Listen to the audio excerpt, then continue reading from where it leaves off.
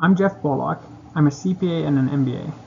And what I want to do is I want to help people learn more about finances and how money and happiness work together. And I'm going to start this off with this parable called the Parable of the Orchard. And I'm just going to read this parable to you that I've written and go through the slides. If you like it, I'll be posting more of these, so you can keep a lookout for that. And so just like and subscribe. Alright, so let's dive into this.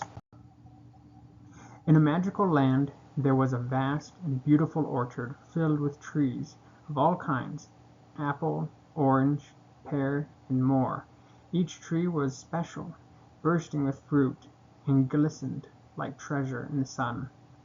The orchard was a place of joy, overflowing with sweet smells, laughter in the wind, and branches heavy with abundance. The trees shared their fruit with the animals and travelers. Life was rich. Then one day, something changed. The trees started to grow taller and taller. Their branches stretched high into the sky. Their leaves shimmered in the sunlight. Trees began to compare themselves to the tallest tree. Surely, they said, the tallest tree must have the most fruit. The orchard buzzed with admiration and envy. They reached upward, always hoping that the taller they got, the more fruit they'd grow. They stopped focusing on their roots, promising, once I'm the tallest, I'll go back to my roots. But the fruit didn't come. Their shiny leaves dazzled, but their branches held little fruit. Still, rumors whispered, the tallest tree bear the most. As they kept growing upward, their roots weakened. The orchard grew quiet. Fewer animals came. Fruit became scarce. When strong winds blew, many of the trees fell.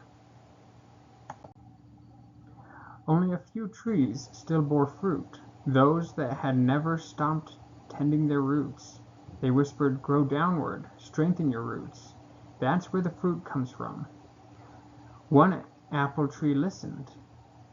Though overshadowed by the other towering neighbors, the apple tree focused on its roots. It stretched downward instead of upward. It reached out beneath the earth, making connections with other trees, drawing nourishment, learning, and growing stronger. It was not short or tall. It was an average-sized tree.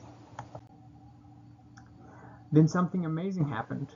The apple tree began to bear so much fruit that it overflowed. Saplings grew nearby, nourished by its strength.